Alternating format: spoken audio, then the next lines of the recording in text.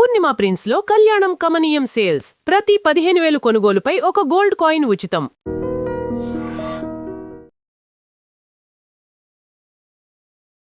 ప్రపంచం ఏమవుతుందని మీకు అనిపించింది?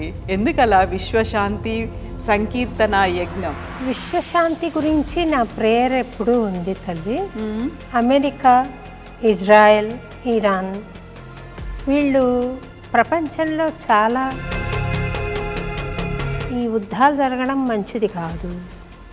ఇవన్నీ చూస్తుంటే నాకు విశ్వశాంతి యజ్ఞము అన్నమాచార్యుల వారి 523వ ఆరాధన అక్కడ కూర్చుని పాడాలి అని అనుకుంటున్నాను తల్లి. ప్రపంచ శాంతికి అది ఎలా ఉపయోగపడుతుందని మీకు అనిపించింది? ఒక పాట ఆత్మానుసంధానం చేసుకుని పాడితే భగవత్ సాక్షాత్కారం హృదయంలోనే కలుగుతుంది. ఒక సంకీర్తన మార్పు తీసుకొస్తుందంటారా? ప్రేయర్కి లేని శక్తి మరి దేనికి లేదు తల్లి. అది ఒక ఆయుధం కన్నా చాలా పవర్ఫుల్. చెంచులు కూడా జైలుకు కూడా వెళ్ళారు. భగవంతుడికే మీరు అలా అంకితమైపోయారు అనుకున్నప్పుడు జైలుకు వెళ్ళడం ఏంటి? నేను పాడని ఆలయం ఏదైనా ఉందా అని నాకే అనుమానం తల్లి. అమ్మ మీరు అట్లాంటి సాహసం చేయొద్దు వద్దన్నారా? ఇక్కడ వాళ్ళు హార్డ్ కోర్ క్రిమినల్స్ ఉన్నారు. నేను వాళ్ళతో మాట్లాడింది ఏంటంటే, తప్పులు చేసిన వాళ్ళు పెద్ద పెద్ద పొజిషన్లో ఉన్నారయ్యా, బయట తిరుగుతున్నారు, మీరేమో చిన్న తప్పులు చేసి మేము ఇక్కడ లైఫర్స్ అమ్మా అని చెప్పాడు. జీవిత ఖైదు. ఇంకా ఇక్కడే ఈ మధ్య కాలంలో వినిపించినటువంటి ఒక చిన్న అభ్యంతరమా లేకపోతే వచ్చినటువంటి కామెంటా అనాలిసిస్ అనుకుంటే, ఈశ్వరుడు విష్ణువు ఎవరు ఎక్కువ, ఎవరు ఎవరికి సరెండర్ అయ్యారు? మీరు చిన్నజీయర్ స్వామివారి గురించి మాట్లాడుతున్నట్టుగా ఆబ్స్ట్రాక్ట్గా భగవత్ తత్వాన్ని గురించి మనం ఆలోచన చేసినప్పుడు నేను వారి పాద పద్మాలు సేవించి ఈ మాత్రపు స్థితిలో ఉన్నాను అని నేను అనుకుంటున్నాను. ఇది తప్పు స్వామి అని నేను చెప్పను, ఇది కరెక్ట్ స్వామి అని చెప్పే స్థాయి నాది కాదు. ఏ రూపంలో కొలిచినా భగవతత్వం ఒకటే అని నా అభిప్రాయం తల్లి. నేను కవిత, వెల్కమ్ టు ఐ డ్రీమ్. ఈ మధ్యన ఎటు చూసినా మన చుట్టుపక్కల సమాజం ఒక రకమైనటువంటి ఒత్తిడికి లోనవుతోంది. ప్రపంచ యుద్ధాలు జరుగుతాయనేటువంటి భావన ఉంది. ఒక రకంగా సంక్షోభం, క్రైసిస్ ఇవన్నీ కనిపిస్తున్నాయి. ఈ సమయంలోనే మనకంటూ ఉన్నటువంటి పరిస్థితుల్ని చక్కదిద్దాలి. దానికి ఉన్నటువంటి సాధనం సంకీర్తన. ఆ సంకీర్తన మహాయజ్ఞంతో విశ్వశాంతి కోసం కృషి చేయాలి అనేటువంటి ఒక తన తపనతో ఒక యజ్ఞాన్ని స్టార్ట్ చేస్తున్నటువంటి పద్మశ్రీ శోభారాజు గారు ప్రస్తుతం మనతో పాటుగా ఉన్నారు. అమ్మా నమస్కారం. ఓం నమో నారాయణ. నమో నారాయణ తల్లి. ఎలా ఉన్నారమ్మా మీరు? బాగానే ఉన్నాను తల్లి, మీరు ఎట్లా ఉన్నారు? నేను చాలా బాగున్నానమ్మా. ప్రపంచం ఏమవుతుందని మీకు అనిపించింది? ఎందుకలా విశ్వశాంతి సంకీర్తన యజ్ఞం ఇలా ప్రారంభించాలని ఎందుకు అనుకున్నారు మీరు? విశ్వశాంతి గురించి నా ప్రేయర్ ఎప్పుడూ ఉంది తల్లి. ఈ సంకీర్తనల ప్రయోజనమే దానికోసం మెయిన్గా. అయితే అమెరికా, ఇజ్రాయెల్, తర్వాత ఇరాన్ వీళ్ళు ప్రపంచంలో చాలా ప్రముఖమైన దేశాలు, శక్తివంతమైన దేశాలు కదా. అవి పోరాడుకోవడంలో దుబాయ్ వంటి దేశాలు, చుట్టుపక్కల దేశాలు కూడా చాలా ప్రభావితం అవుతున్నాయి కదా. తెలియకుండా ఈ గ్యాస్ సంక్షోభము మనం చూస్తున్నాము సడన్గా. ఇంకా పెట్రోల్ ధరలు అధికమవుతాయని ప్రజల జీవితాలు కొంచెం అంతరాయం కలుగుతుంది సాఫీగా జరగడానికి అని అనిపించి, ఈ యుద్ధాలు జరగడం మంచిది కాదు. భూభాగము అసలు ప్లానెట్ అంతా ఒకటే కదా తల్లి, భూగోళము. ఎక్కడ ఏం జరిగినా కూడా మనకు ప్రతిఫలం వస్తుంది, దాని ప్రభావం మనం అనుభవించవలసి వస్తుంది. అక్కడ వాళ్ళు మన వాళ్ళే అనే ఉద్దేశంతో అందరూ సౌఖ్యంగా శాంతియుతంగా ఉండాలి, బాగుండాలి ప్రపంచం, ప్రకృతి బీభత్సాలు ఒకవైపు, యుద్ధాలు ఒకవైపు, మనుషులు మనిషికి పడకపోవడం ఒకవైపు, ఇవన్నీ చూస్తుంటే నాకు స్వామి ఇన్ని కీర్తనలు ఇచ్చాడు కదా, నేను దీనికే అంకితమై ఉన్నాను. ఈ కీర్తనల ప్రయోజనం ఏదైనా ఉంటే అందరూ సుఖశాంతులతో ఉండాలి అన్న ఉద్దేశంతో ఈ బీభత్సాలు యుద్ధాలు ఆగిపోయి అందరూ సంతోషంగా ఉండాలి. కనీసంలో కనీసం భారతీయులు మన వాళ్ళైనా సౌఖ్యంగా బ్రతకాలి. వీళ్ళు శాంతి కాముకులు కదా, మరి వీళ్ళైనా శాంతంగా ఉండాలి అనే ఉద్దేశంతో నేను విశ్వశాంతి యజ్ఞము అన్నమాచార్యుల వారి 523వ ఆరాధన సందర్భంగా ట్యాంక్ బండ్ మీద ప్రతి ఏడాది చేస్తాము. అన్నమయ్య ఆరాధన చేస్తాము, అన్నమయ్య జయంతి కూడా చేస్తాం. అన్నమయ్య ఆరాధన సందర్భంగా అందరినీ ఇది సంకల్పం చేయమని, విశ్వశాంతిని సంకల్పం చేయండి అని మా స్టూడెంట్స్ కూడా చెప్పి అక్కడ కూర్చుని పాడాలి అని అనుకుంటున్నాను తల్లి. ఆ సంకల్పం నెరవేరి స్వామి అనుగ్రహించి ప్రశాంతత చేకూరుతుంది అని. ఇవి ఎందుకంటే అన్నమాచార్య కీర్తనలు అనేవి మంత్రాలు అవి. అంటే మన మంత్రాల్లో మ్యూజిక్ తక్కువగా ఉంటుంది, ఉదాత్త అనుదాత్త స్వరాలతో కూడుకుని ఉంటాయి. ఇవి కొంచెం ఎక్కువ సంగీతం తీసుకుంటాయి, భావ ప్రధానాలు కాబట్టి ఆ మంత్రాలను ఆ ధ్యేయంగా ప్రయోగిస్తున్నాను తల్లి. ఇప్పుడు సంకీర్తన అంటే నవవిధ భక్తి మార్గాల్లో ఒకటిగా ఉంది. మన భక్తిని ఎక్స్ప్రెస్ చేస్తున్నాము, లేకుంటే భగవంతుడికి అంకితం చేస్తున్నాము. ఒక పూజలు ఇవన్నిట్లో అదొక మార్గము, లేకుంటే అదొక పద్ధతి అని అనుకున్నప్పుడు ప్రపంచ శాంతికి అది ఎలా ఉపయోగపడుతుందని మీకు అనిపించింది? అది ఏ సాధనంగా ప్రపంచ శాంతికి తీసుకొస్తుంది అనుకుంటున్నారు మీరు? మీరు భగవంతుడు అంటే ఏమిటి? అణువణువున వ్యాపించి ఉన్న చైతన్య శక్తి. ఆ శక్తి నాదానికి లోబడినంతగా మరే శక్తికి వశం కాదు. అందుకనే మీరు గమనిస్తే ఎటువంటి యోగి అయినా, ఎటువంటి స్వామి అయినా ఆర్టిస్టులు అనేసరికి ఒక ప్రత్యేకమైన స్థానం ఇస్తారు. ఎందుచేతనంటే మామూలుగా జపతపాలు చేసి పరమార్థాన్ని సాధించడం ఎంతో కష్టం. ఒక పాట ఆత్మానుసంధానం చేసుకుని పాడితే భగవత్ సాక్షాత్కారం హృదయంలోనే కలుగుతుంది. అప్పుడు ఈ నాద తరంగాలు ఏవైతే ఉన్నాయో, భావ తరంగాలు కలిసి, అంటే నాద తరంగాలంటే ఇప్పుడు చూడు, జాగురే వవ్ అని ఆయన పాడాడు. ఆ పాట వింటున్నంతసేపు ఎవరన్నా కొడదామా అన్నంత భయం వస్తుంది. అలాగే అమ్మాయి బాంబే జయశ్రీ అనుకుంటా పాడింది కదా, వశీకర వశీకర నా హృదయమున. ఈ పాట పాడుతుంటే ఏదో హీరో ఏదో మిస్చీఫ్ చేయడానికి రెడీగా ఉన్నారనే భావన అయితే ఆ పాట వింటే కలుగుతుంది. నేను 6వ తరగతి చదువుతున్నప్పుడు అదేం సినిమానో నాకు గుర్తు రావట్లేదు, కానీ నిన్ను వీడని నీడను నేనే అని ఒక పాట వచ్చేది. ఆ పాట అప్పుడు టీవీలు లేవు, రేడియోలో రాగానే నేను పరిగెట్టుకుని పోయి మా అమ్మ దగ్గర కూర్చునేదాన్ని అనమాట. ఏదో జరుగుతోంది, ఎవరో వస్తారు, దయ్యం పాట అన్నట్టు dung dung dung dung music అలా ఉండేది.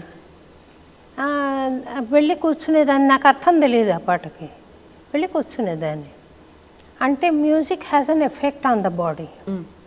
అదే హరి అని ఒక భక్తి సంగీతం పాడామనుకోండి, మనసు భగవంతుడి పాదాల పట్ల లయం కావడం మనం గమనిస్తున్నాం కదా.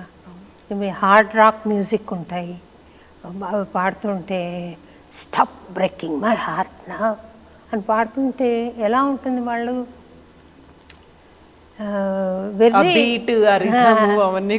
వెర్రి పట్టినట్లుగా ఊగిపోతూ నర్తన చేస్తూ ఉంటారు.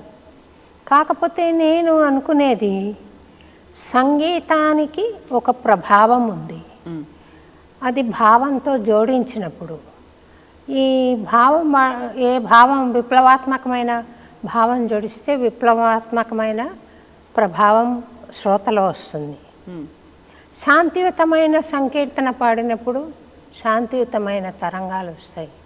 కొంతమందిని చూస్తే నాకు కవితను చూస్తే చాలా ఇష్టం అనిపిస్తుంది. ఇంకెవరైనా వచ్చారనుకో, అబ్బా ఈరోజు కాదు రేపు మాట్లాడతానని చెప్పురా అంటాను. ఎందుకు అలా జరుగుతుందంటావు? నీ తరంగాలు మానసిక తరంగాలు నా మానసిక తరంగాలు ఎక్కడో కలుస్తున్నాయి. అలాగా అందరివి ప్రశాంతకరమైన ప్రశాంతియుతమైన తరంగాలు అయ్యాయనుకో, అప్పుడు విశ్వశాంతి కాక ఏం ఏర్పడుతుంది తల్లి? అందరినీ ఒకరినొకరు ద్వేషించుకునే అవకాశం ఉండదు. ఆ కాన్సన్ట్రేషన్తో పాడుతున్నప్పుడు ఆ తరంగాలు విడుదలయ్యి విశ్వం వైపు వెళ్తూ ఉంటే అది ఈర్ష్య ద్వేషాలు యుద్ధ భావాలు అన్నింటినీ కూడా వాళ్ళు శాంతింపజేస్తాయి అని నేను నమ్ముతాను ఈ థియరీని. ఇది ప్రాక్టికల్గా కూడా జరిగింది కదా. మనం ఈ పాటలన్నీ ఇప్పుడు చెప్పుకున్న పాటల ప్రభావం చూసిన వాళ్ళమే కదా. మనం మన చుట్టుపక్కల చూసినప్పుడు ఒక రకమైనటువంటి భావ కాలుష్యము అనేది ఉంది. పొల్యూట్ అయిపోయి ఉన్నాం. మనం ఓన్లీ సరౌండింగ్స్ గురించి మాట్లాడుతున్నాం, కానీ మన ఇన్నర్గా కావచ్చు ఈగోస్ అనేవి ఉన్నాయి, జెలసీ అనేది ఉంది, ఇంకొకరు ఏదో చేస్తున్నారంటే ఇంత కన్నింగ్గా వాళ్ళని దించేయాలి అనేది. ఇది వ్యక్తుల మధ్య ఇంతలా ఉన్నప్పుడు ప్రపంచాలు అంటే దేశాలు ఆధిపత్యం అనేది ఉంటుంది, పెత్తనం చూపించుకోవాలనేది ఉంటుంది, లొంగని స్వభావం, వీటన్నిటి మధ్య కదా యుద్ధం అనేది జరుగుతుంది. అక్కడ బలవుతోంది సామాన్యులు. మనకు తెలుగులో ఒక సామెత ఉంటుంది, ఉరిమురిమి మంగళం మీద పడ్డట్టుగా ఏ సంబంధము లేని అరబ్ కంట్రీస్ మీద పడింది. అది మన గ్యాస్ రూపంలో మనకి ఎఫెక్ట్ పడింది. ఇన్ని రకాల ఇవన్నీ ఉన్నప్పుడు ఒక సంకీర్తన మార్పు తీసుకొస్తుందంటారా? ప్రేయర్కి లేని శక్తి మరి దేనికి లేదు తల్లి. అది ఒక ఆయుధం కన్నా చాలా పవర్ఫుల్. నేను ఇవాళ ఎవరో ఫలానా వాళ్ళకి అనారోగ్యంగా ఉంది అన్నప్పుడు నేను మానసికంగా ఒక సంకల్పం చేసి ఈ సంకీర్తన ప్రయోగం చేసినప్పుడు నా రికార్డులో ఉంది. ఇంకా వాళ్ళు బ్రతికేది కష్టం అనుకున్న వాళ్ళు కూడా మళ్ళీ ఇంతవరకు కూడా జీవించి ఉండడం కొన్నేళ్ళు అయిపోయింది. తర్వాత కొంతమంది పోవాలనుకుని వీళ్ళు వెళ్ళిపోతే బాగుంటుంది మీరు వచ్చి పాడండి అని అడిగిన వాళ్ళు నన్ను ఉన్నారు. అంటే చాలా ప్రాణం పోవడానికి అవస్థ పడుతున్న సందర్భంలో కూడా నేను వెళ్ళి పాడి ఇంటికి వచ్చే లోపల వాళ్ళ ఉద్దేశం అది అనాయాసంగా వాళ్ళు ప్రాణం పోతే బాగుంటుంది మేడం, అన్నమాచార్య కీర్తనలు ఒక్కసారి మీ గళం వినాలి, మీ పాట వినాలి. నేను పాడాను. ఇంటికి వచ్చి చేరే లోపల అమ్మాయి నాకు కాల్ చేసి మా నాన్నగారు వెళ్ళారండి. సరే నీ సంకల్పం నెరవేరింది కదా తల్లి అంటే ఆయన అంతవరకు ఆయాసపడుతూ ఉన్న మనిషి మరి సంకీర్తన పాడుతూ నేను ఒక్కతనే చూసుంటే ఈ మాట నేను నీకు ఇట్లా ధైర్యంగా చెప్పగలిగేదాన్ని కాదు. పడుకుని ఇట్లా ఊపుతూ వింటున్నాడు అని అంటే మరి సంకీర్తనకు ఒక ప్రభావం లేదంటావా? సంకీర్తనకు ఉంది, ప్రార్థనకంటూ ఉంది. కార్గిల్ యుద్ధం జరిగినప్పుడు ప్రార్థన అని ఒక ప్రోగ్రాం చేశాం. భారతదేశం గెలవాలి, భారతదేశం సురక్షితంగా ఉండాలి, అక్కడ మన కోసం యుద్ధం చేస్తున్న సోల్జర్స్ సురక్షితంగా ఉండాలి. ఎంత మనం ప్రార్థన చేసినా కొంత నష్టం జరుగుతుంది తల్లి. అవును. మేజర్ పద్మపాణి ఆచార్య, లాన్స్ నాయక్ రామచంద్రుడు వీళ్ళ కుటుంబాలు, ఆ రామచంద్రుడు భార్య అయితే ప్రెగ్నెంట్, వాళ్ళను పిలిచి అన్నమాచార్య భావనా వాహిని తరపున సత్కారం చేసిన ప్రథమ సంస్థ అన్నమాచార్య భావనా వాహిని. ఇలాగా ప్రార్థన అన్న దాన్ని బేస్ చేసుకొని అది సంకీర్తన ద్వారా అయితే మరింత ప్రభావితంగా ఉంటుంది అన్న ఆలోచనలో నేను ఉన్నాను తల్లి. ఆ, మీ అనుభవంలో కూడా ఉంటుంది అనుకుంటా. ప్రార్థన చేసినప్పుడు ఏదైనా ఒక రకమైనటువంటి ఒక సూతింగ్ ఫీలింగ్ అనేది ఉంటుంది. సరే మన చేతుల్లో ఏమీ లేదు, అంత పైవాడు చూసుకుంటాడు అనేటువంటి ఒక స్టేజ్లో ఒకటి ఏదైనా వినిపిస్తే మెల్లిగా అలా సాగిపోతుంది. మనం ప్రతిదానికి ఆయాసపడిపోవాల్సినటువంటి అవసరం లేదు. కొంచెం మన వంతుగా మనం ఏదో చేస్తున్నాము అనే ఒక భావన. అంటే తల్లి, ప్రార్థన కర్మ.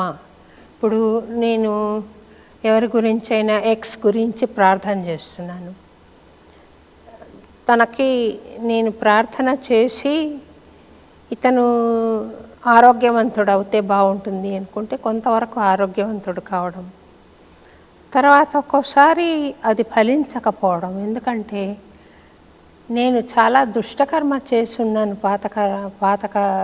పాత జన్మల్లో గత జన్మల్లో. అప్పుడు నాకు నా ప్రేయర్ ఇంకా అవసరం అవుతుంది, లేకుంటే కర్మ బలీయంగా ఉంటుందో చూడాలి. కొంచెం కర్మ ఉందనుకో సమస్య పోతుంది అది ప్రేయర్తో అని నేను అనుకుంటున్నా. ఇన్నేళ్లగా నేను చేస్తున్న ఈ సేవను ఒకసారి పరిశీలించుకుంటే నాకు అనిపించిన విషయం.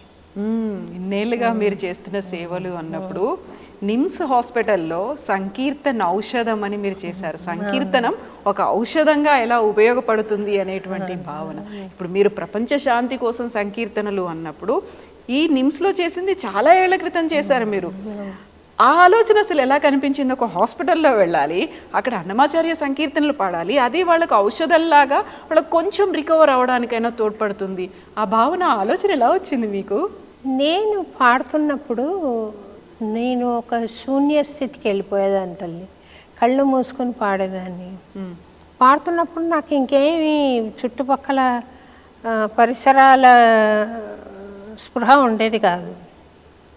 ప్రోగ్రాం అయిపోయాక నేను తిరుపతి నుంచి హైదరాబాద్కి వచ్చేసిన తర్వాత పాడుతుంటే, ప్రోగ్రాం అయిపోయిన తర్వాత అందరూ బాగుందమ్మా అని చెప్పడానికి దగ్గరగా వస్తే గమ్మ నమస్కారం పెట్టి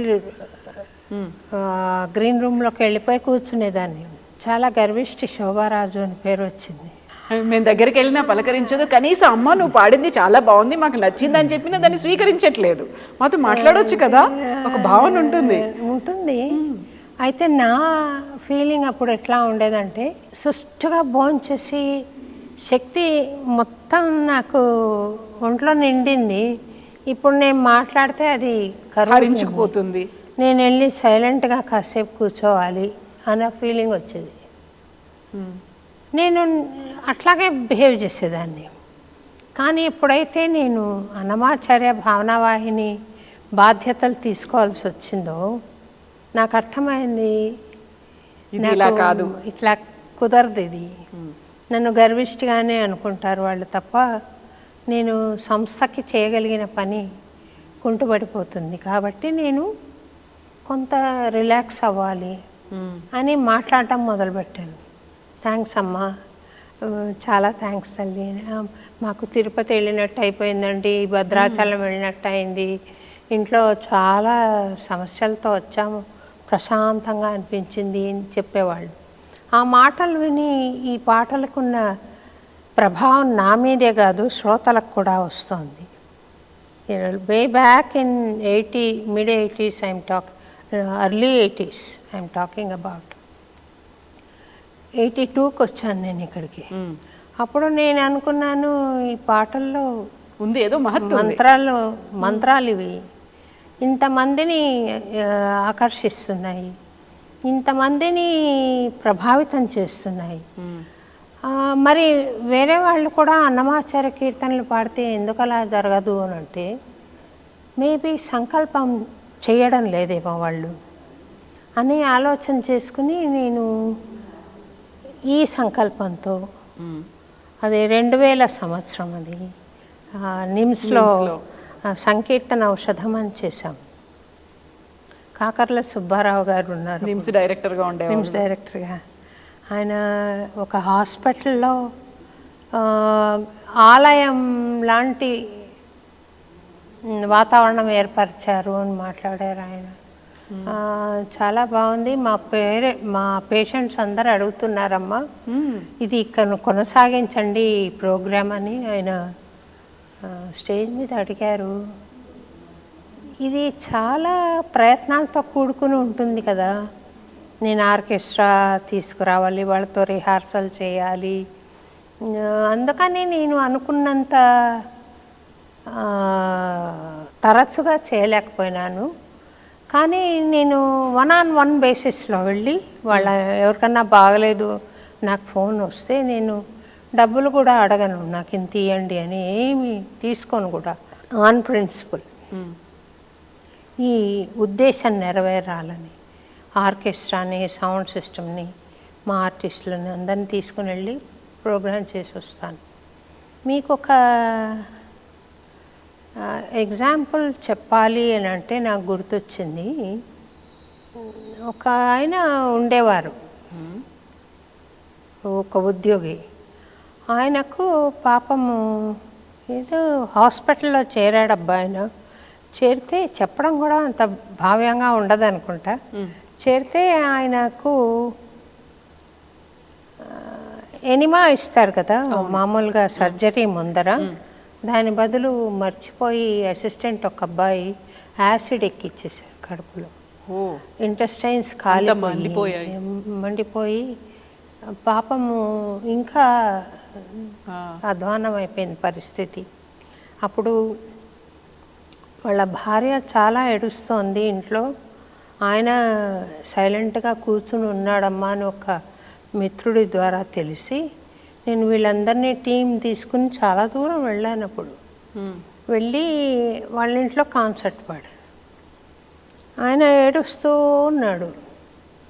ఏడుస్తూ ఉంటే నేను ఏమంటే నేను మీకేమైనా సొలేస్ ఇవ్వగలుగుతాను అనుకుని వచ్చాను, మీరు ఏడుస్తూనే కూర్చుంటే నాకు బాధగా వెళ్తున్నానండి, నా ప్రయత్నం సఫలం కాలేదనంటే, అయ్యో అమ్మా స్వామి కూర్చున్నారు ఇక్కడ అన్న భావం కలిగి నేను ఆనంద బాష్పాలు రాల్చాను తల్లి. స్వామి కూర్చోవడం నేను చూశాను, ఉన్నారు అనే భావన చూశాను నేను, అందుకని నాకు అలా వచ్చాయి. కానీ బాధ లేదు తల్లి, మీరు రావడం చాలా సంతోషం అని చెప్తే నాకు చాలా సంతోషం అనిపించింది అనమాట.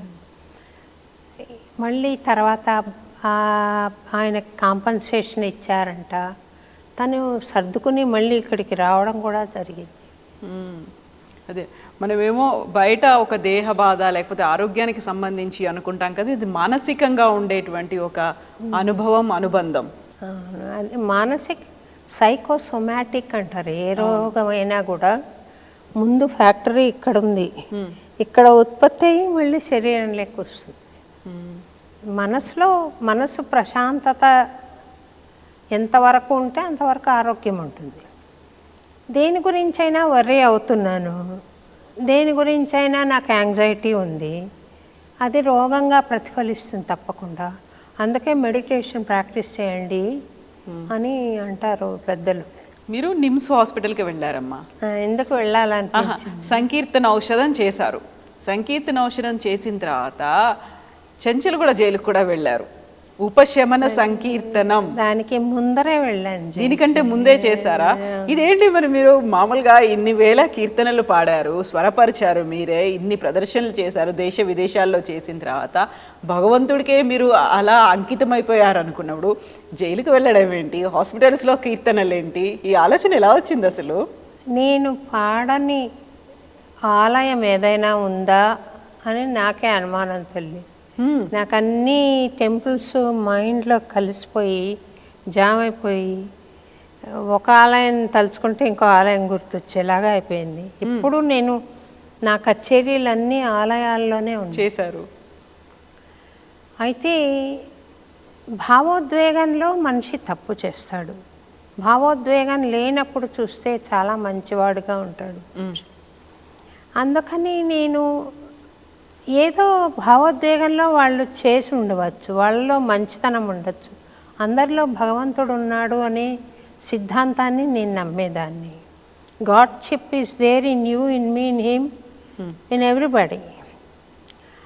ఏది నన్ను మాట్లాడిస్తోందో, ఏది నిన్ను ప్రశ్నలు అడిగిస్తోందో, ఏది ఆ అబ్బాయిని కెమెరా షూట్ చేయిస్తుందో ఆ శక్తి భగవత్ శక్తి. కాబట్టి ఆ మనిషిని మనసుని మనం నియంత్రించగలిగితే మంచి ద్వారా ఆ అబ్బాయి కూడా ఒక మంచి పర్సనాలిటీగా తయారవుతారు. అదే వాళ్ళ పట్ల సానుభూతితో నేను వెళ్ళాను. సాయిరెడ్డి గారు అని ఉన్నారు అప్పుడు సూపరింటెండెంట్. ఆయన ఏమన్నారంటే, అమ్మ మీరు అట్లాంటి సాహసం చేయొద్దు వద్దన్నారా? ఇక్కడ వాళ్ళు హార్డ్ కోర్ క్రిమినల్స్ ఉన్నారు, మళ్ళీ ఏదైనా జరిగితే మా మీదికి వస్తుంది, వద్దన్నాడు. నాకు ఒక అవకాశం ఇవ్వండి అని అడిగాను. మీరే వెళ్ళి అడిగారు? అంటే మెసెంజర్ని పంపాను, ఫోన్ చేశారు ఆయన, నాకు ఒకసారి అవకాశం ఇవ్వండి అని చెప్పి. సరే ఇచ్చారు. నేను వెళ్ళాను. 1200 మంది ప్రిజనర్స్ ఇలా కూర్చున్నారు. పాడుతున్నాను. వాళ్ళలో ఒకడు లేచి, అమ్మ అదివో అల్లదివో ఇంకోసారి పాడతారా, కొండల్లో నెలకొన్నా పాడతారా, శివుడి మీద ఒక కీర్తన పాడతారా, ఇలా అడుగుతుంటే ఆశ్చర్యపోయాను వాళ్ళని చూసి. ఇది నేను ఒక్కతనే ఉండి రహస్యంగా జరిగిన విషయం కాదు, ఇది సాయిరెడ్డి గారు కూడా ఉన్నారు అక్కడే. 1200 మంది ఆర్కెస్ట్రా, నేను ఉన్నాం. అంతా అయ్యాక నేను ఇట్లా వెళ్ళిపోతూ ఉంటే గాడ్ బ్లెస్ యూ మేడం అన్నవాళ్ళు, తర్వాత మళ్ళీ రండమ్మా అని పిలిచిన వాళ్ళు, హ్యాపీ బర్త్డే అని చెప్పారు. నా బర్త్డేని ఆ రోజు వెళ్ళి చేశాను నేను. నాకు రాఖీ తమ్ముడు ఉన్నాడు, వాడు ఆశ్రమంలో పెద్ద బర్త్డే పార్టీ ఏర్పాటు చేస్తే నేను ఇక్కడికి వెళ్తున్నాను రా అంటే వాడు అలిగి నా మీద చేశాడు. నా మనసు అట్లా ఉండింది. వెళ్ళాను. కేక్ తెప్పించి కట్ చేయించారు నా చేత సాయిరెడ్డి గారు.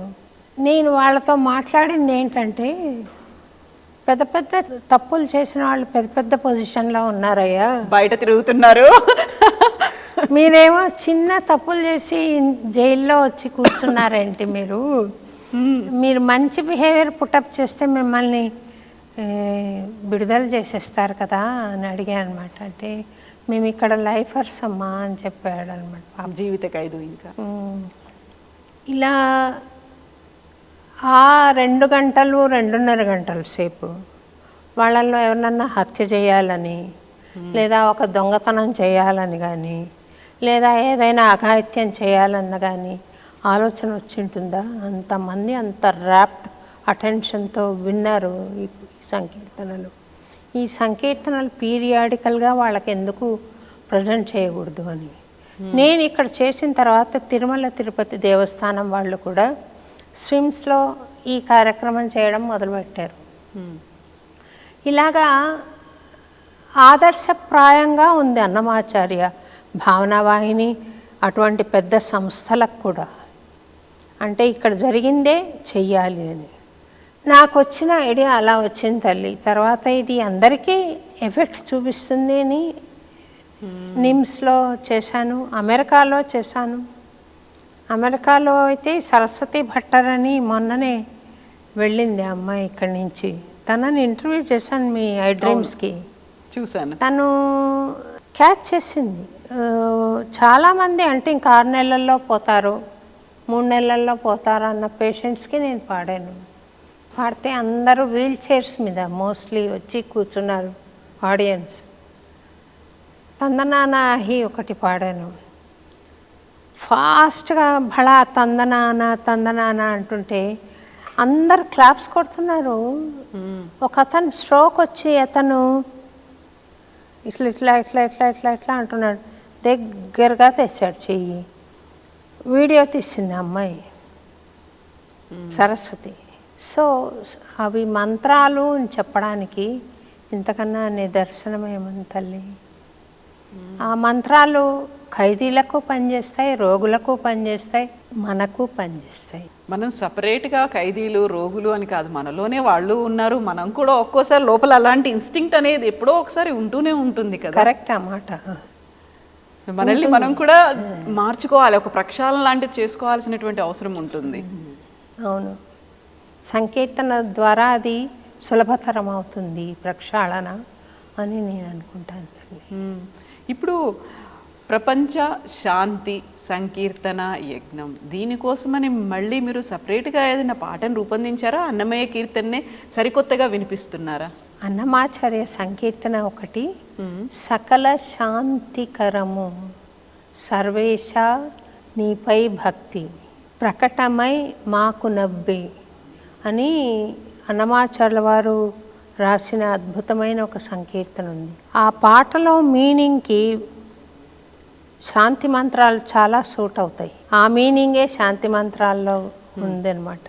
ఆ మంత్రాలు జోడించి ఆ కీర్తన తయారు చేశాను. ఆ కీర్తన నేను కంపోజ్ చేసి చాలా రోజులైనా దానికి ఈ మంత్రాలు జోడించి ఇటీవల ఒక 2 నెలలుగా వాళ్ళు ప్రతి చోట పాడుతున్నారు మా వాళ్ళు. ఈ సందర్భంగా ఆ శాంతి సంకీర్తన ప్రయోగం ఎందుకు జరుగుతుందంటే, ప్రపంచంలో శాంతి నెలకొనాలి, విశ్వశాంతి జరగాలి అన్న ఒక ధ్యేయంతో ట్యాంక్ బండ్ మీద అన్నమాచార్య విగ్రహం దగ్గర మేమంతా పాడుతున్నాం తల్లి. ప్రతి సంవత్సరం మీరు ఈ ఎండాకాలంలో వేసవి వెన్నెల అనే ఒక ప్రోగ్రామ్ని పెట్టుకుంటారు. పిల్లలకి, పెద్దలు కావచ్చు, ఎవరికైనా కానీ మీ దగ్గరకు వచ్చిన వాళ్ళకు ఉచితంగా నేర్పిస్తూ ఉంటారు అన్నమాచార్య కీర్తనలు. అందులో ఈ కీర్తన నేర్పించారా ఈసారి మీరు? ఈసారి నేర్పించాను తల్లి. అందరూ చక్కగా పాడుతున్నారు. ఇప్పుడు వస్తారు 6 గంటలకి, మీరు కూడా వినొచ్చు. చక్కగా పాడుతున్నారు ఆ కీర్తన నేర్చుకుని. ఇంకొంచెం నలగాలి కీర్తన. ఈరోజు రేపులో సెట్ అయిపోతుంది అని అనిపిస్తుంది నాకు. సర్వేశ అన్నారు మీరు. సో అన్నిటికీ ఈశుడు, ప్రతి సకల చరాచర జగత్తు కావచ్చు, సమస్త జీవులకి ఆయనే అధిపతి కావచ్చు, ఆయనే ఈశ్వరుడు కావచ్చు, ఆయనే ఈశుడు అన్నీ అనుకున్నప్పుడు మీరు ప్రపంచ శాంతి కోసం చేస్తూ ఉన్నారు. ఇక్కడే ఈ మధ్య కాలంలో వినిపించినటువంటి ఒక చిన్న అభ్యంతరమా, లేకపోతే వచ్చినటువంటి కామెంటా, అనాలిసిస్ అనుకుంటే, ఈశ్వరుడు విష్ణువు, ఏమనిపిస్తుంది మీకు? అది ఆ కామెంట్స్ ఇవన్నీ చూసిన తర్వాత బోల్డ్ అంత ఆర్గ్యుమెంట్ అయింది. ఎవరు ఎక్కువ, ఎవరు ఎవరికి సరెండర్ అయ్యారు, ఎవరు ఎవరిని పూజించారు? ఆబ్స్ట్రాక్ట్గా భగవత్ తత్వాన్ని గురించి మనం ఆలోచన చేసినప్పుడు అణువులో వ్యాపించి ఉన్న శక్తి చైతన్యమే భగవంతుడు. ఆ అనంత శక్తితో ఈ పరిమితమైన శక్తి లీనం అవడమే యోగం. అప్పుడు నేను సాక్షాత్ భగవంతుడిని అయిపోతాను. ఎప్పుడైతే లీనం చేయగలుగుతానో, నువ్వు లీనం చేసినా నువ్వు దేవుడు అవుతావు. అలాగే ఎవరు ఆ ప్రయత్నం చేసి ఆ యోగం ద్వారా, నాదయోగం కావచ్చు, హఠయోగం కావచ్చు, భక్తి యోగం కావచ్చు, జ్ఞానయోగం కావచ్చు, దాని ద్వారా ఎప్పుడైతే ఆ పరమాత్మతో ఈ limited I, small I with big I ఐక్యం అవుతుందో, అది అద్భుతమైన అనుభూతి, అనుభవము. ఇంకా దాని తర్వాత పొందవలసిన ఆనందాలు కానీ, దాని తర్వాత పొందవలసిన గౌరవాలు కానీ ఏం ఉండవు. అదే అల్టిమేట్ అన్నమాట. ఆ అనంత శక్తికి ఏ పేరు పెడితే ఏంటి?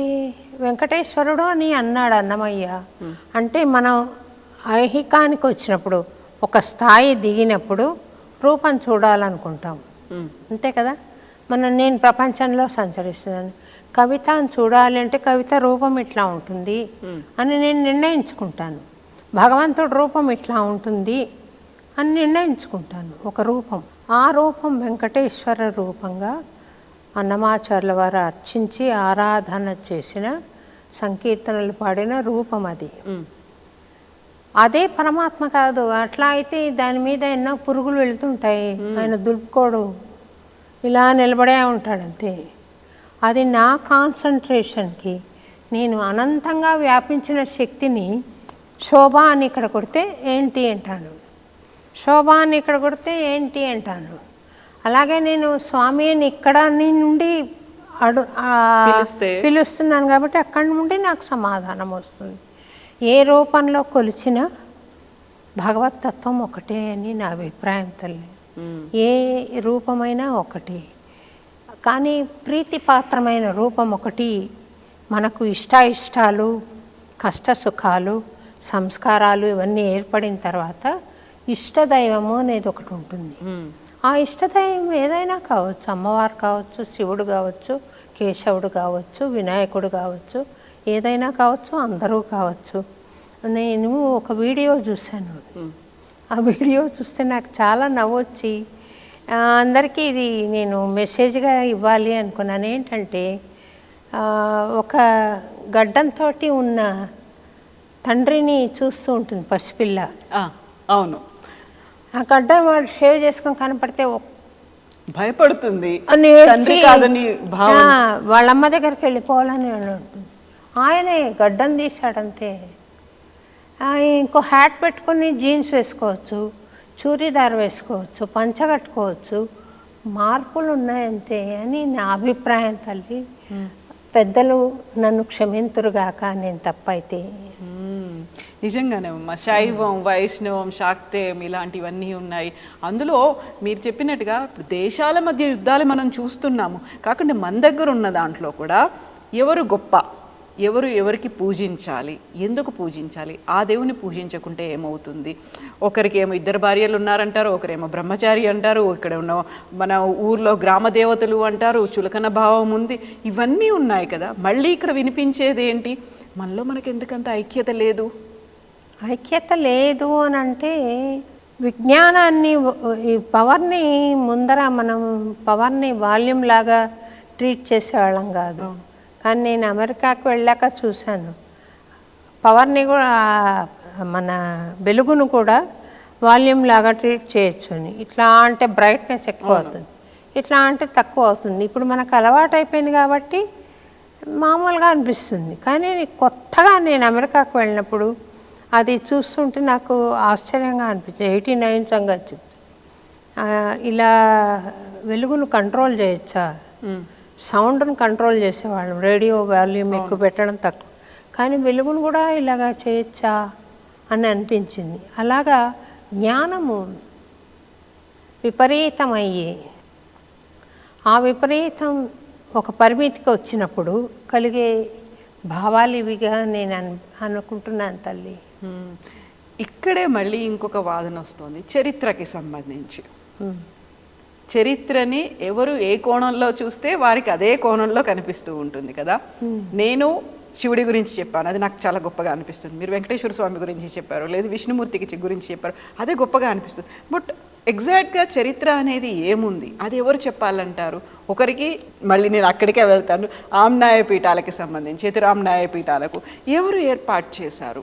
నాకు చరిత్ర నిజంగా ఎవరు ఏర్పాటు చేశారు, ఎవరు చేయలేదు అనే మీమాంసలకి నేను వెళ్ళాను తల్లి. శంకరాచార్యుల వారు అంటే మటుకు పరమాద్భుతమైన ఆచార్యుల వారు. ఆయన సంస్కృత స్తోత్రాలు కొన్ని నేను పాడాను. పాడుతున్నప్పుడు కలిగిన అనుభూతి ఏంటంటే నాకు అర్థం తెలియదు కొన్నిటికి, అయినా కూడా అవి గురుస్థుతి ఇలాంటివి కొన్ని పాడుతుంటే ఎక్కడికో వెళ్ళిపోయింది మనసు. ఎలా సాధ్యమని అంటే ఏ పవిత్రతతో ఆయన రచించాడో ఆ పవిత్రత ఆపరేట్ అవుతుంది శుద్ధమైన మనసుతో. మనకి అది అర్థం కానక్కర్లేదు, ఇది గౌరవప్రదమైన రచన, ఆచార్యుల వారు రచించారు అని పాడుతుంటే ఇట్లా అనుభూతి చెందొచ్చు.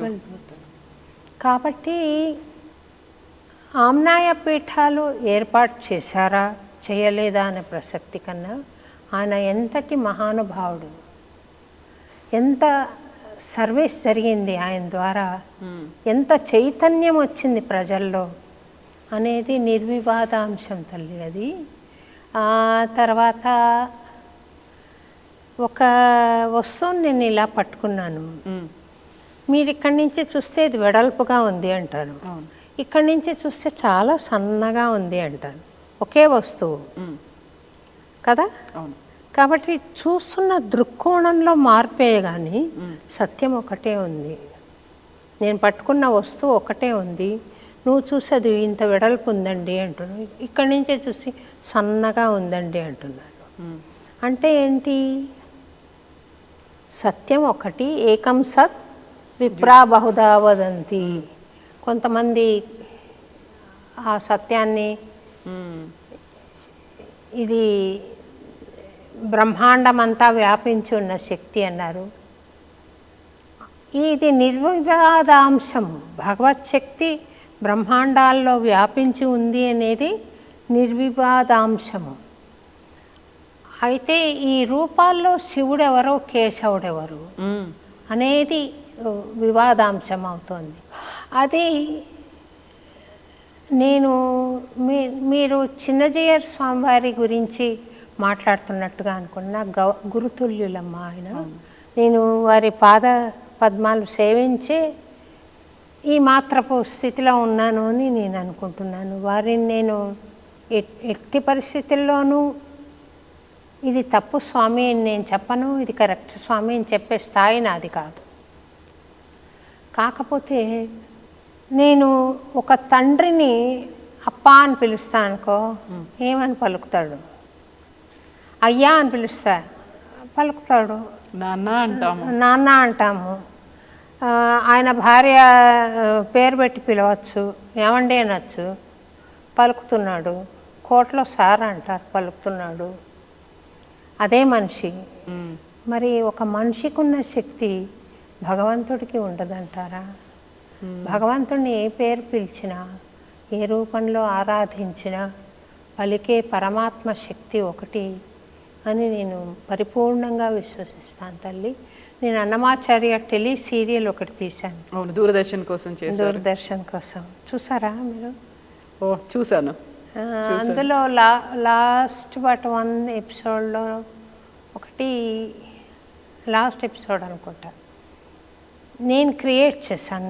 నేను మెంటల్ పిక్చర్లో చూసిన దాన్ని నేను క్రియేట్ చేశాను. అది పుస్తకాల్లో లేదు. వెంకటేశ్వరుడు మారువేషంలో వస్తాడు అన్నమాచార్యుడు, ఈశ్వర వేషంలో, శైవయత్తి వేషంలో. అప్పుడు ఆయన విష్ణువు గురించి పాడుకుంటూ ఉంటాడు. పాడుకుంటుంటే ఆయన మనవడు తాళపాక చిన్నన్న, ఎవరైతే చరిత్ర రాశాడో ఆయన బయట ఉంటాడనమాట. అడ్డుకుంటాడు, ఆయన లోపలికి వెళ్ళడానికి లేదు, ఆయన పూజలో ఉన్నారు. వర్షం వస్తుంటే తడిచిపోతూ ఉంటాడు. ఏంటి అన్నమాచార్య సార్థక నామధేయుడైన అన్నమయ్య అందరివాడు కదా అంటాడంటే, అన్నం అందరికీ కావాల్సిందే. సార్థక నామధేయుడైన అన్నమయ్య అందరివాడు అంటే విష్ణుడొక్కడే విశ్వాత్మకుడు, వైష్ణవమే సర్వంబును. వైష్ణవమే సర్వంబును అంటే ఇది కామన్ నౌన్, అంటే శైవులు కాదు అని కాదు ఆయన ఉద్దేశం.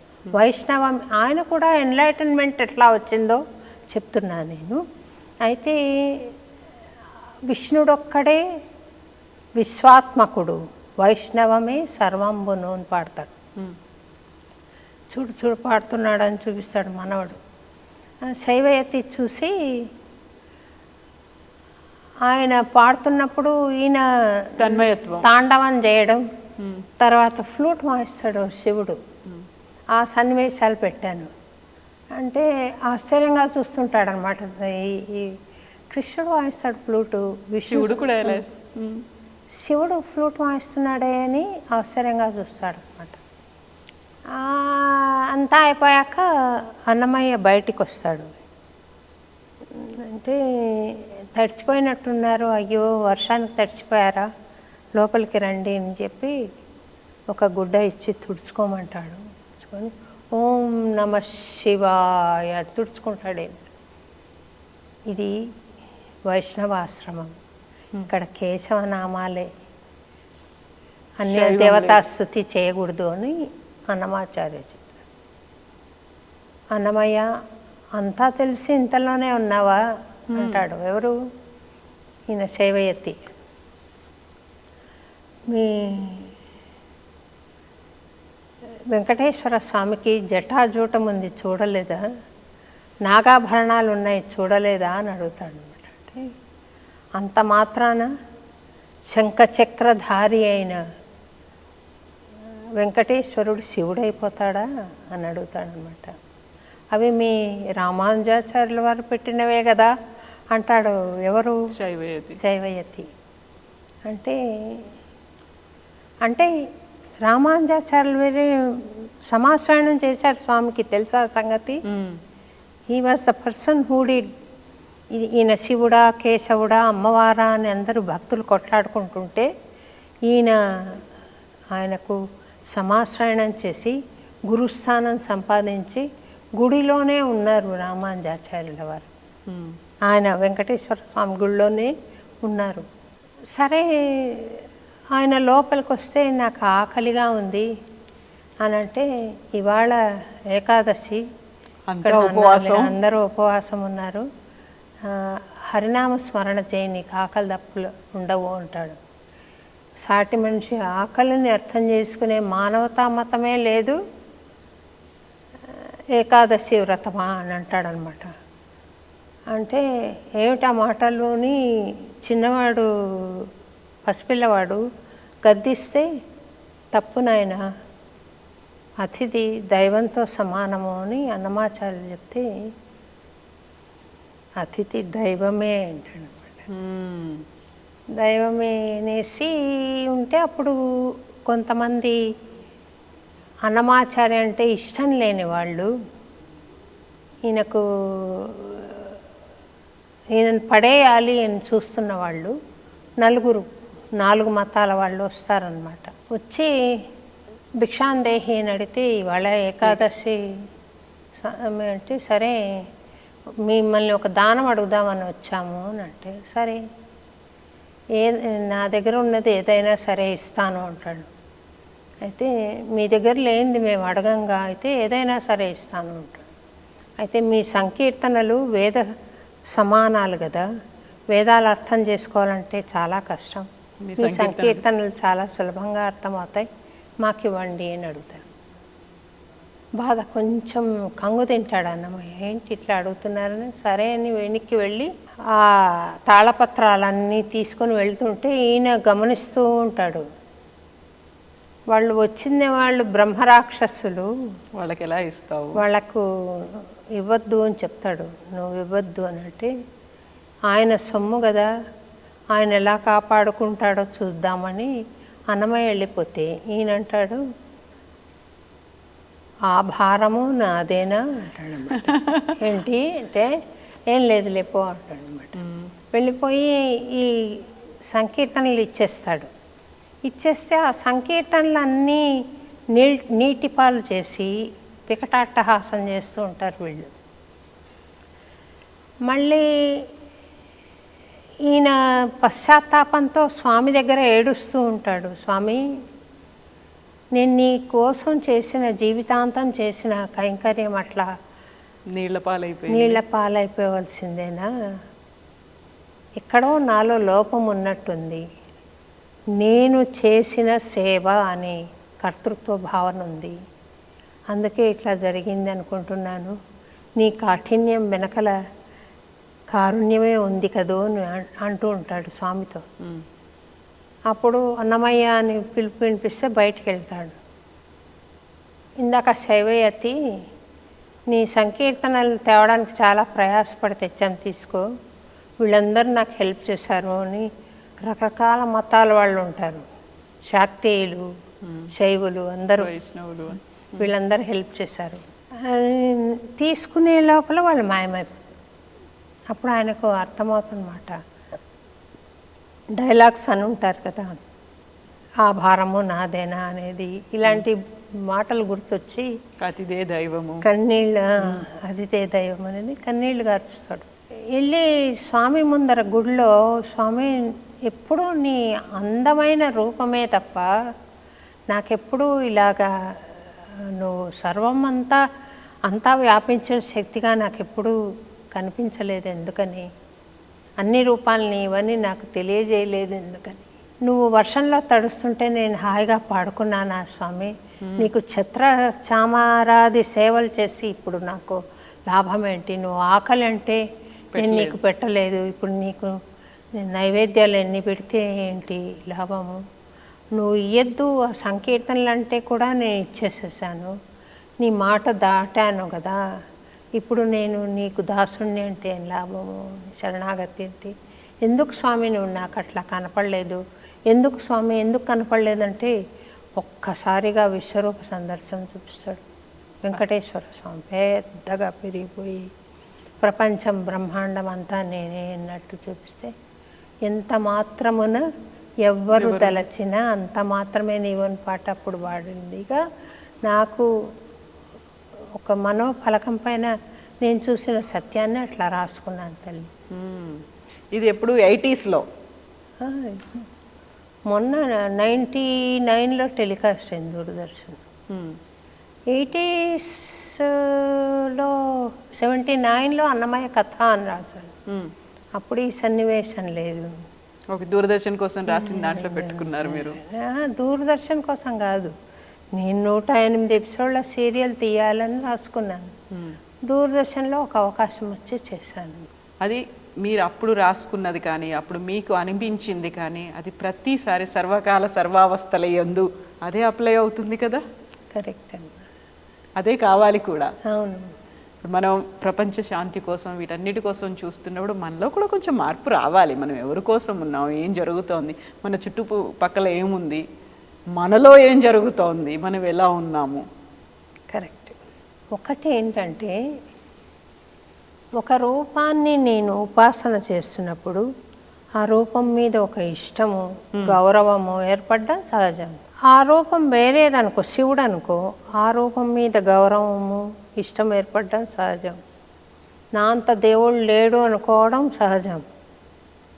కానీ నిరసించడం అనేది కరెక్ట్ కాదు అని నేను అనుకుంటున్నాను. ఈ వ్యాఖ్యలు వీటన్నిటినీ కొంచెం పక్కన పెడితే, ఎందుకంటే కాన్ఫ్లిక్ట్ అనేది అక్కడ కనిపిస్తుంది. ఇవన్నీ కాదు, మనమంతా మళ్ళీ ఏకమో ఉండాలి, శివాయ విష్ణు రూపాయ అలాగే అనుకుంటాం. కాకుండా అప్పటికి మళ్ళీ మర్చిపోతాం, అన్నీ మర్చిపోయి అవన్నీ ముందుకు వెళ్తూ ఉంటాం. బట్ అదే అన్నమయ్య చెప్పింది, బ్రహ్మం ఒక్కటే పరబ్రహ్మం ఒక్కటే. ఇవన్నీతో పాటుగా మన చుట్టూ ఉన్నటువంటి అంటరానితనం కావచ్చు, మనలో ఉన్నటువంటి మాలిన్యాలు, కాఠిన్యాలు ఇవన్నీ తొలగాలి అని 32,000 సంకీర్తనలు రాసిన తర్వాత మీకు ఒక చిన్న కోరిక ఒకటి ఉంది. పెద్ద ఎత్తున దీన్ని ఒక ప్రాజెక్ట్ లాగా చేపట్టాలి, తరతరాలకు అందించాలి. పురంధరదాసు కీర్తనలు ఎలా అయితే ఉన్నాయో మన అన్నమాచార్య కీర్తనలు కూడా అలా చెయ్యాలి అని ఈ మీకున్నటువంటి ఒక కోరికని చిన్నజీయ స్వామి ముందుంచారు కదా. జెట్ దాన్ని చేపట్టండి మీరు అన్నారు. ఎక్కడ దాకా వచ్చింది, ఏం జరిగింది? ఒకసారి నాకు ఇక్కడ ఇల్లు ఒకటి తీసుకోమని చెప్పి అక్కడ వచ్చి జీవించమని చెప్పి నన్ను కోరారు తల్లి ఆర్గానోడు. అప్పుడు నేను నేను టూకీగా చెప్తాను. ఫైనల్గా నేనేం చెప్పానంటే, నేనేమనుకున్నానంటే, నా గురువులందరూ పరంపదం చెందారు, జిఆర్ స్వామిని అడిగి చెప్దామని చెప్పి స్వామి దగ్గరికి వెళ్ళాను. కింద రాముల వారి దర్శనమైంది. పైకి వెళ్తే ఆయన చాలామంది ఆడియన్స్కి స్పీచ్ ఇస్తున్నారు. అంటే ఆండాళ్ ప్రీ వెడ్డింగ్ సెరమనీ జరుగుతుంది. నన్ను చూడర్లేని నేను చైర్ వేసుకుని వెనక కూర్చున్నాను. మరి ఎప్పుడు చూశారో స్వామి. శోభారాజు గారు వచ్చారు మంచి టైంలో, ఒక పాట పాడి వినిపిస్తారమ్మా అని అడిగారు. నేను రాముల వారిని చూసిన ఆనందంలో భజరే శ్రీరామం పాడాను. కానీ స్వామి ఇంతవరకు ఆండాళ్ళ గురించి, ఆళ్వార్ల గురించి మాట్లాడుతుంటే నేను ఆండాళ్ళ గురించి పాడిన పాట అన్నమాచార్యుల వారిది ఉంది కదా, అది పాడలేదే అనుకున్నాను. స్వామి లోపల నాకు చీర ప్రసాదాలన్నీ తెచ్చి ఒక ట్రే ఇచ్చారనమాట. అది తీసుకొని స్వామి ఇంకో పాట పాడచ్చా అని అడిగాను. అలాగే మేము ఇంకో చీర సిద్ధం చేసుకుంటాం. ఇంకొక బహుమతి. నాకు ఇంకో చీర అవసరం లేదు స్వామి, మీరు 10 నిమిషాలు మాట్లాడితే చాలండి అంటే సరదాగా అన్నారు. అది అయిపోయిన తర్వాత కుటీరానికి తీసుకెళ్లారు. లెటర్ ఒకటి ఇచ్చారు ఈ ఆర్గానో వాళ్ళు. ఆ లెటర్ ఆయనకి ఇచ్చారనమాట. వాళ్ళు మంచి పని చేస్తున్నారమ్మా అన్నారు. అంటే ఏమో స్వామి, చిన్న గిఫ్ట్ అయితే తీసుకోవచ్చు కానీ ఇల్లు ఇస్తామంటే నాకు తీసుకోవాలి అంటే కష్టంగా ఉంది స్వామి అని. వాళ్ళు ఇస్తున్నారని ఎందుకు అనుకుంటున్నారు? మీ సేవకి భగవంతుడే స్వామి శ్రీమన్నారాయణుడు ఇస్తున్నాడని ఎందుకు అనుకోకూడదు అన్నాడు. ఆ మాట అయితే నిజమైతే మీరు వచ్చిస్తే తీసుకుంటాను స్వామి. ఆయనే ముహూర్తం పెట్టారు. ఆయన శిష్యులు వచ్చి సుదర్శన హోమం చేశారు. ఆయన ఇంట్లో 3 hours పైన ఉన్నారమ్మ. నేను కూడా ఒక కీర్తన పాడినప్పుడు, నీకు ఇది పర్సనల్ గిఫ్ట్గా నువ్వు భావించొద్దు, నీకు పర్సనల్ అఫీషియల్ నేమ్ ఉండదు తల్లి, మొత్తం జీవితం దీనికి పెట్టిన తర్వాత నువ్వు ఉండడం ఇక్కడ వాళ్ళకు కూడా మంచిది, నువ్వు ఉండాలి అని చెప్పి వెళ్ళిపోయారు ఆయన. అప్పుడు పైన ఒక గద్దం ముక్కుతో పామును కరిచి ఇట్లా కాళ్ళతో పట్టుకొని మా ఇంటి పైన 45 minutes పైన తిరిగింది. నేను చూడలేదు, నేను హోమంలో కూర్చున్నా. మరుసటి రోజు అందరూ మాట్లాడుకుంటున్నారు, ఎవరైనా వీడియో తీశారా అంటే ఒక అబ్బాయి నాకు చిన్న బిట్ ఇచ్చాడు, అలా ప్రదక్షిణ చేస్తోంది అది ఇంటికి. అది నేను స్వామికి పంపించి దీని అర్థమేంటి స్వామి అంటే ప్రెజెన్స్ ఆఫ్ శ్రీమన్నారాయణ అని. అప్పుడు స్వామి అన్నది మనం అప్పుడు నేను ఆశ్రమానికి వెళ్ళినప్పుడు మన అన్నమాచార్య కీర్తనలు మీరు స్వరపరిచినవన్నీ రికార్డ్ చేసి ఒక ఇది చేద్దాం, ప్రాజెక్ట్ లాగా చేద్దాము అని అన్నారు. అప్పుడే ఎప్పుడు 2018లో అన్నారు.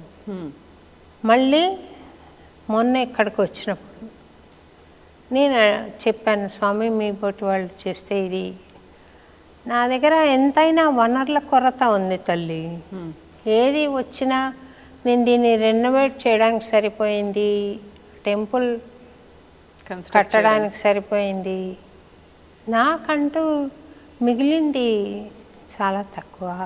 ఏదైనా సంకల్పం చేసినా అది చేయడానికి వనరులు ఉండాలి. అందుకని ఐడియాలు నా దగ్గర వచ్చి నేను బయట మాట్లాడితే అది సిరి సంపదలు ఉన్న వాళ్ళు ఎక్కువ చేయగలుగుతున్నారు నాకన్నా. స్వామిని ఆ రోజు చూశాను, స్వామి ఆ రోజు ఆమోదించినట్టే అనిపించింది. ఆ రోజు చూశాను, మళ్ళీ నేను వెళ్ళలేకపోయాను. స్వామి కరుణతో దయతో ఈ ప్రాజెక్ట్ని ఆశీర్వదించి ఆయన చేసే విధంగా, ఈ ప్రాజెక్ట్ అమల్లోకి వచ్చే విధంగా లాంచ్ చేస్తారు తప్పకుండా అని నాకు ఒక విశ్వాసం ఉంది. ఎందుకని అనిపించిందమ్మా అన్నిటినీ కలుపుకొని ఒక బృహత్ కార్యక్రమం, ఒక ప్రాజెక్ట్ లాగా చేపట్టాలి అన్ని సంకీర్తనలు కలిపి అని?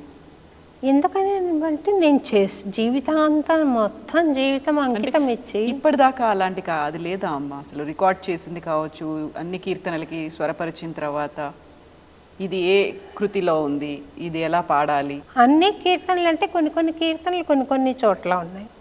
నేను చెప్తున్నాను, ఇంకెవరైనా కూడా కొంతమంది చేస్తూ ఉండొచ్చు, తిరుపతి వాళ్ళు చేస్తున్నారు.